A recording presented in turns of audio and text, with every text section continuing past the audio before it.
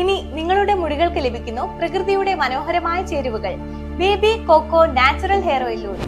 കഞ്ഞുണ്ണി, പൂവാങ്കുറുനില, നീലയമരി, കീഴാർനെല്ലി, കറ്റാർവാഴ, മൈലാഞ്ചി, തുളസി, വേപ്പില, പേരയില, ചെമ്പരത്തിമുട്ട്, ഉള്ളി, നെല്ലിക്ക, കരിഞ്ചീരകം, ഉലുവ, ഇരട്ടിമധുരം എന്നിവയൊക്കെയാണ് ചില പ്രധാന ചേരുവകൾ.